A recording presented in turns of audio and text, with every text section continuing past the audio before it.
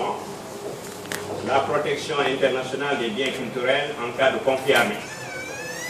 Nous allons vous donner maximum 15 minutes pour présenter la substance de votre mémoire. Et à la suite, évidemment, de cette présentation, tour à tour, les membres du jury prendront la parole pour évaluer votre travail. Si vous êtes prêts, nous vous laissons la parole. Merci, Monsieur le Président du jury, de me passer la parole. Monsieur le Président du jury, Messieurs les membres du jury, c'est avec une profonde émotion que nous nous tenons devant vous aujourd'hui à l'occasion de cette étape cruciale de notre parcours universitaire.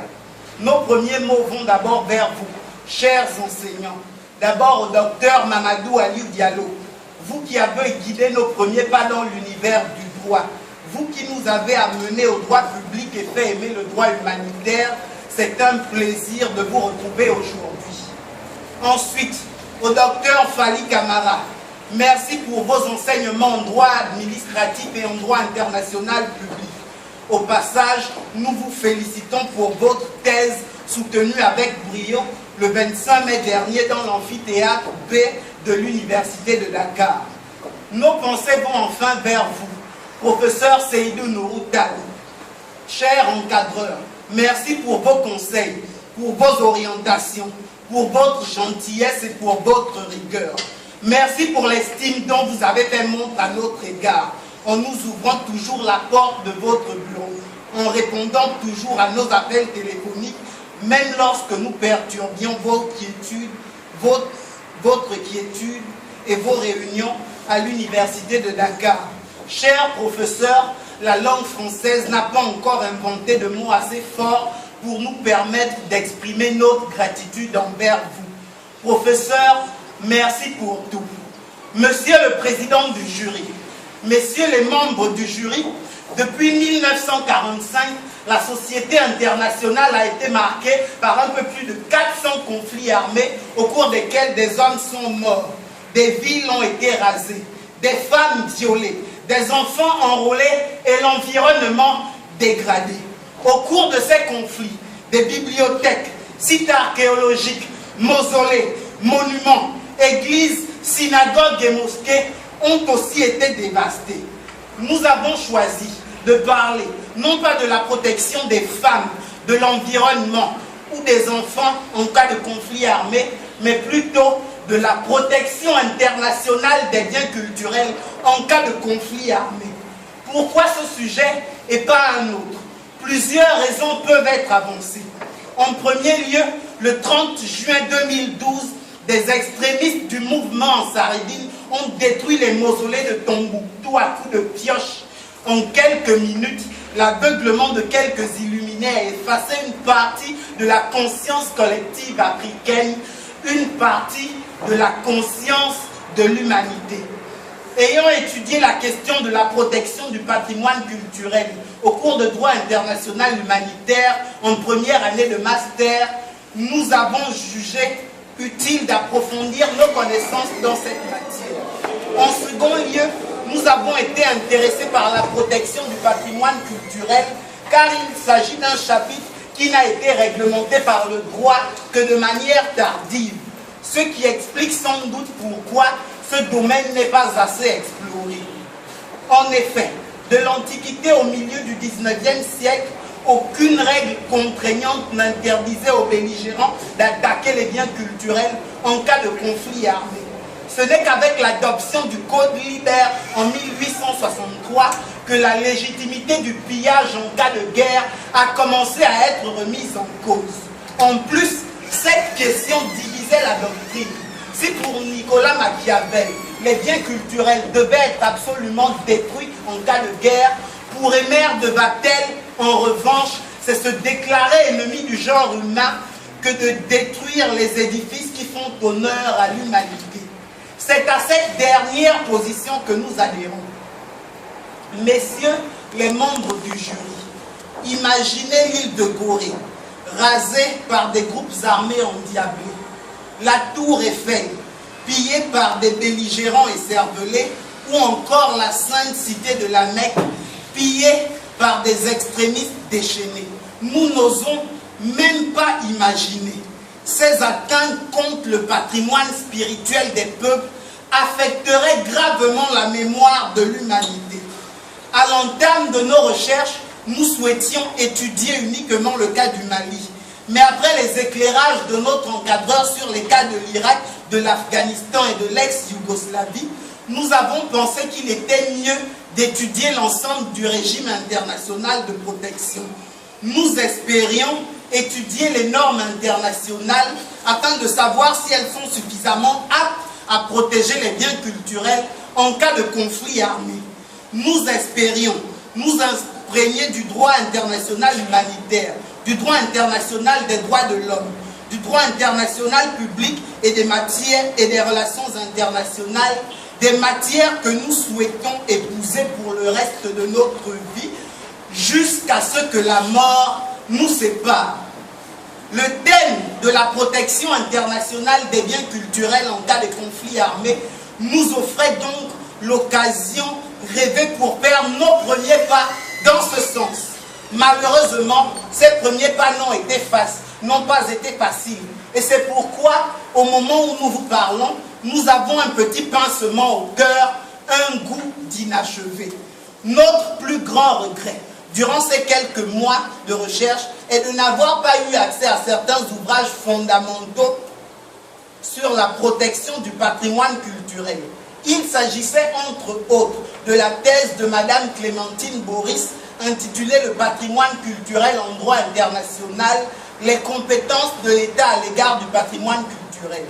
Il s'agissait aussi de la thèse de Madame Judith Fondanèche intitulée « La protection juridique internationale du patrimoine culturel en cas de conflits armés non internationaux ». Il s'agissait aussi de l'ouvrage du professeur Djirit Oman sur le commentaire article par article du deuxième protocole à la Convention de la Haye de 1954. Notre second regret porte sur le temps qui nous était imparti pour effectuer ce travail. Il était si minime que nous étions contraints de rédiger au pas de course. Cet état de fait a certainement eu des conséquences fâcheuses tant sur la forme que sur le fond de notre travail. Toutefois, messieurs les membres du jury, tout n'était pas sombre pour nous. Nous avons quand même eu accès à quelques matériaux scientifiques qui nous ont permis de bâtir notre réflexion. Conventions internationales, coutumes internationales, jurisprudence, doctrine et autres documents non juridiques. Le reproche qui peut sans doute nous être fait est qu'une partie importante de ces informations est issue de sources électroniques. Nous comprenons cette critique. D'ailleurs, notre encadreur nous avait déjà fait ce reproche à l'occasion d'une de nos rencontres. Mais sans vouloir nous dérober, nous avons tenu compte de cette critique en recherchant les versions physiques des ouvrages que nous utilisons. En plus, à notre décharge, il faut reconnaître que les documents les plus actuels portant sur les biens culturels sont disponibles sur le site d'information de l'UNESCO et du CICR. Et il n'est pas souvent facile de les obtenir sur les supports physiques, y compris dans les bibliothèques du CICR et de l'UNESCO. Nous avons encore en mémoire une de nos visites au bureau régional de l'UNESCO à l'avenue Roume. Nous avions demandé à obtenir les versions physiques des ouvrages des professeurs Patrick Boylan et Djirit Oman. Madame la bibliothécaire, qui était, il faut le reconnaître, très aimable, nous a fait comprendre que nous ne pouvions pas les emprunter, mais qu'elle nous recommandait vivement d'en consulter les versions physiques sur le site de l'UNESCO. À contre-cœur, nous étions donc contraints de nous référer aux sources électroniques. Monsieur le président du jury, messieurs les membres du jury, en dépit de ces difficultés rencontrées, nous avons quand même tenu à réfléchir sur le thème de la protection internationale des biens culturels en cas de conflit armé. Cette réflexion passait nécessairement par une définition préalable des termes du sujet. Qu'est-ce qu'une protection? Qu'est-ce qu'un bien culturel? Qu'est-ce qu'un conflit armé? Selon le Nouveau Petit Robert de la langue française dans son édition de 2010, la protection renvoie à l'action de défendre quelqu'un ou quelque chose contre un danger. Quant aux biens culturels, il renvoie au terme de l'article 2 de la Convention unique droit sur les biens culturels volés illicitement exportés de 1995 aux biens qui, à titre religieux ou profane, revêtent une importance pour l'archéologie, la préhistoire, l'histoire, l'art ou la science. Contrairement à la notion de bien culturel qui fait l'objet d'une définition par le droit conventionnel, le concept de conflit armé reste pour l'instant indéfini. Mais en combinant les définitions des conflits armés internationaux et conflits armés internes, on peut être amené à dire ce qu'est un conflit armé.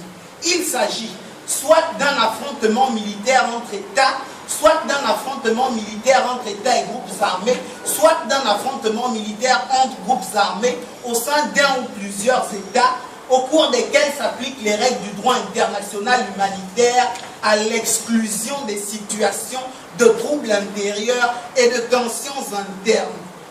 Messieurs les membres du jury, de la confrontation des termes du sujet découlait notre question centrale, à savoir, le droit international humanitaire protège-t-il suffisamment les biens culturels en cas de conflit armé? Cette question appelait une réponse nuancée.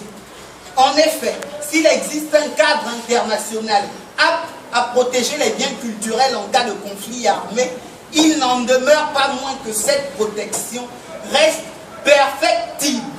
Pour étayer cette thèse, nous avons eu recours à des arguments de droit car la question de la protection des biens culturels est avant tout une question juridique. Mais, messieurs les membres du jury, le droit ne s'explique pas uniquement par lui-même. C'est pourquoi nous avons choisi, dans nos développements, d'analyser les normes internationales à la lumière des faits sociaux, des passions humaines, du comportement des combattants, des populations civiles, des États, acteurs économiques, organisations internationales et autres acteurs des relations internationales. Nous avons également choisi d'accorder une part importante à l'Afrique dans nos développements. Et cela pour trois raisons. D'abord, l'Afrique n'est pas souvent présente dans les études portant sur la question de la protection du patrimoine culturel en cas de conflit armé. La plupart sont orientés vers le Moyen-Orient, l'Europe et l'Asie. Ensuite, la région africaine est celle qui participe le moins aux traités internationaux protégeant les biens culturels en cas de conflit armé. Il fallait donc tenter de proposer des remèdes face à cette situation. Enfin, avec la prolifération des conflits armés à caractère ethnique et religieux en Afrique, il est possible que la destruction des biens culturels ne devienne malheureusement récurrente. Nous avons enfin choisi la prudence et la nuance comme principe devant guider nos recherches. Nous avons développé nos arguments toujours en pensant à l'hypothèse qu'ils pourraient se révéler inexacts, toujours en ayant en tête l'heureuse formule du philosophe Karl Popper qui affirmait que c'est la falsifiabilité et non la vérifiabilité d'un système qu'il faut prendre comme critère de démarcation en science. Autrement dit, un travail est scientifique non pas parce qu'il est parfait, mais parce qu'il reste à parfaire. Afin de parfaire ce travail, le débarrasser de ses impuretés, nous souhaitons nous appuyer sur vos observations et vos contributions qui, à n'en point douter, nous permettront d'approfondir notre réflexion.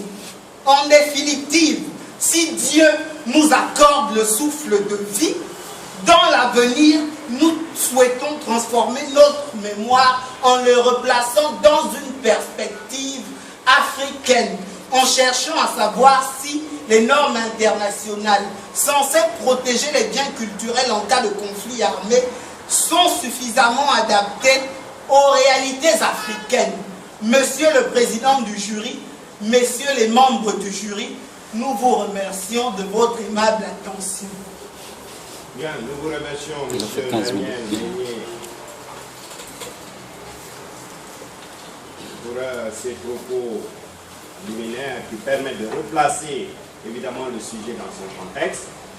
Alors sans plus tarder, je vais me tourner vers ma droite, vers ma gauche plutôt, pour donner la parole à M. Fali Camara, le docteur Fali Camara, qui va intervenir donc, sur évidemment donc, le travail que vous venez de nous fournir. Professeur, je vous laisse la parole pour évaluer et apprécier le travail du candidat donc, à ce diplôme du DEA du Master 2 en Relations internationales. Merci, Monsieur le Président. Je voulais d'abord adresser mes salutations au professeur Mamadou Diallo, qui est un frère, un ami, alors qui nous a aussi permis d'être là. C'est que quand on a commencé les enseignements dans cette faculté de droit, c'est d'une part grâce à lui. C'est un homme généreux, ça me donne très bien. Et professeur, je voulais vraiment vous adresser mes remerciements. Je voulais remercier le président de jury, mon papa spirituel, comme j'ai l'habitude de le dire, parce que c'est lui qui m'a fait grandir. En première année, avec pratiquement ses enseignements en troisième année, jusqu'en année pratiquement de DEA, quand on a terminé, il m'a pris à ses côtés. Et je lui faisais aussi les TD ici à la faculté de sciences juridiques de l'Université du Sahel.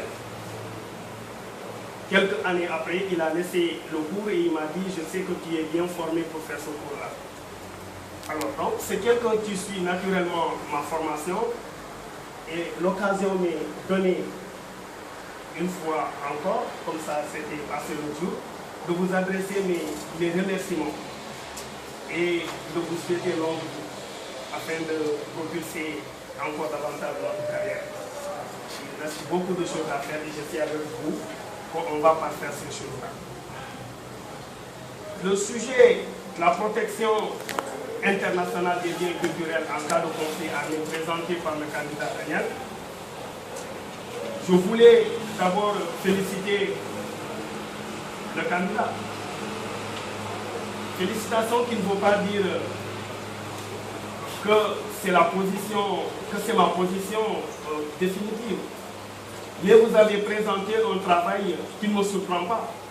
Parce que je connais très bien le candidat, qui est un candidat très sérieux, un candidat travailleur et un candidat très réservé également.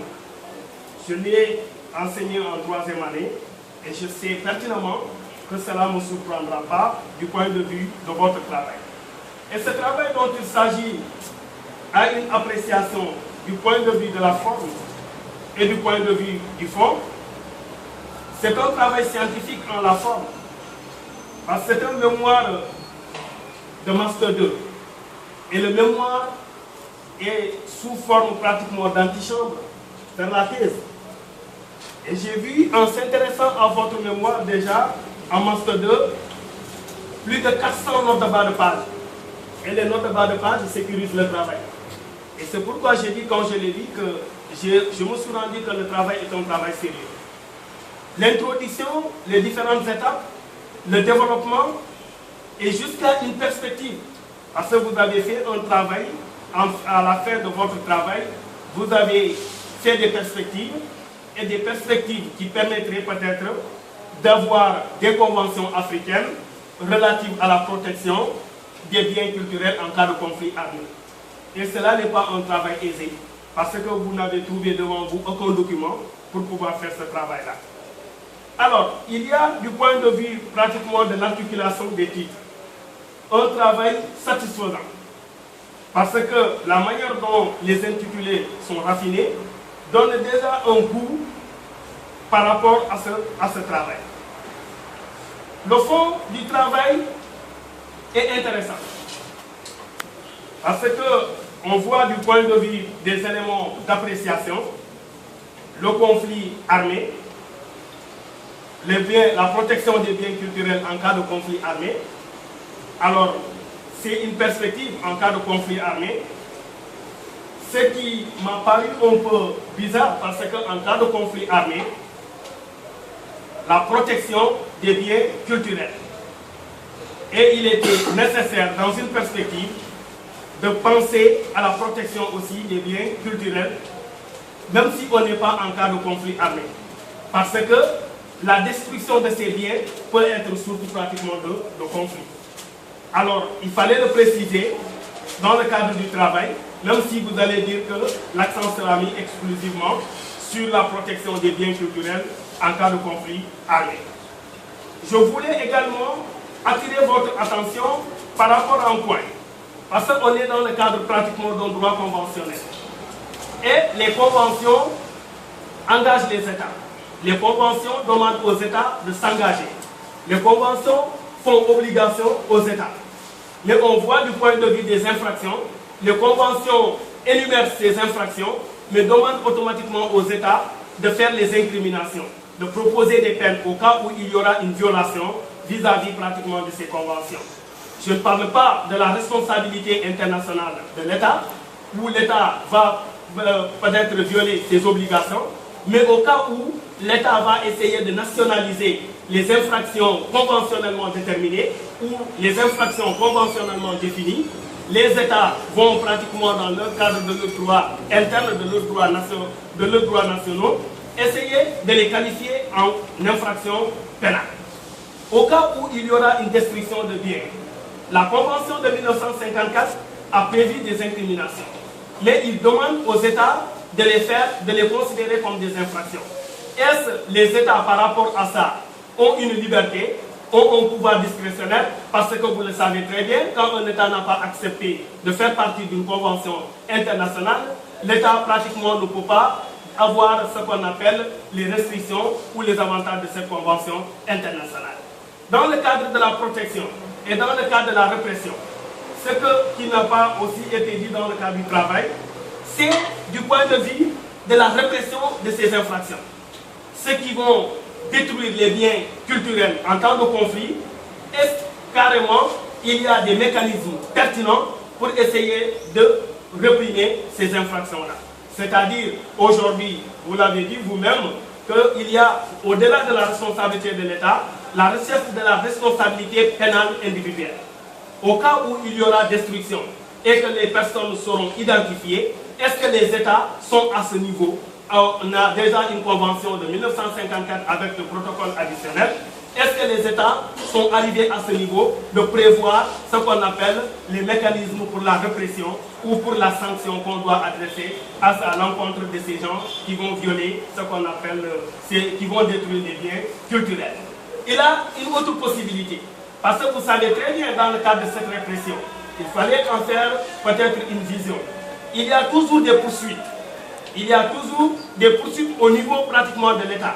Que les destructions soient faites dans tel État et que l'État a la compétence sur son territoire de poursuivre ses contrevenants, mais au cas où ce sont des gens qui ne vivaient pas sur le territoire, est-ce que la Convention a prévu aussi des possibilités de coopération, des possibilités pratiquement de coordination répressive pour essayer d'atteindre ces personnes-là et le mettre dans le cadre pratiquement de la répression de ces infractions? Sinon, l'intervention de la société, des organisations de société civile internationale aussi, aujourd'hui, joue un rôle extrêmement important dans la protection.